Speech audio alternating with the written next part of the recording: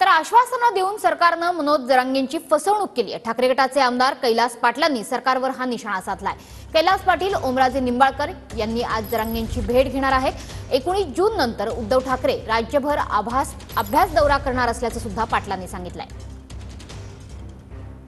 शिवसेनेचे उद्धव बाळासाहेब ठाकरे गटाचे आमदार तथा जिल्हा प्रमुख कैलास पाटील आपल्यासोबत आहेत। मला सांगा, शिवसेना भवनमध्ये काय नेमके आदेश दिलेत, कसं कामाला लागतं? परवाच माननीय उद्धवजी ठाकरे साहेबांनी महाराष्ट्रातल्या सर्व जिल्हा प्रमुखांची बैठक घेतली। सर्व 288 मतदारसंघामध्ये महाविकास आघाडीचे उमेदवार कसे निवडून येतील यासाठी सर्वांनी कामाला लागण्याचे आदेश दिलेले आहेत। आणि ज्यावेळेस आता 19 जूनला वर्धापन दिन झाल्यानंतर उद्धवजी ठाकरे साहेब आभार दौरा हा महाराष्ट्रभर घेणार आहेत। परत एकदा महाराष्ट्र दौऱ्यावर उद्धवजी ठाकरे साहेब येणार आहेत, त्याचंही नियोजन करण्याची सूचना त्या निमित्तानं उद्धवजी ठाकरे साहेबांनी सर्व जिल्हा प्रमुखांना दिलेली आहे। जरांगे पाटील यांचं आमरण उपोषण सुरू आहे, सरकार प्रतिसाद देताना दिसत नाही, नेमकी तुम्ही भूमिका काय घेऊन त्यांना भेटायला जाताय? खरं तर मनोज जरांगे पाटलांनी आतापर्यंत ज्या वेळेस आंदोलन केलं त्यावेळेस आम्ही त्यांच्या समर्थनात त्यांच्यासोबत आम्ही त्यांना पाठिंबा दिलेला आहे।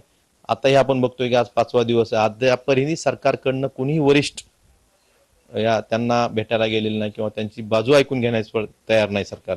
त्यांना आश्वासन सरकार देते, आश्वासन देऊन फक्त ज्यावेळेस पाळण्याची वेळ येते त्यावेळेस सरकार मागे फिरतं। त्यामुळे निश्चितच फसवणुकीची भावना ही सर्व समाजामध्ये झालेली आहे। त्यामुळेच मनोज जरांगे पाटील परत एकदा उपोषणाला बसले आहेत। तर माझी सरकारला एवढीच विनंती आहे की तुम्ही अंत पाहू नका, तुम्ही ज्या घोषणा केल्या होत्या, जी आश्वासन दिली होती त्याची पूर्तता करावी, एवढीच माझी सरकारला विनंती आहे। संतोष जाधव, TVN मराठी, धाराशिव।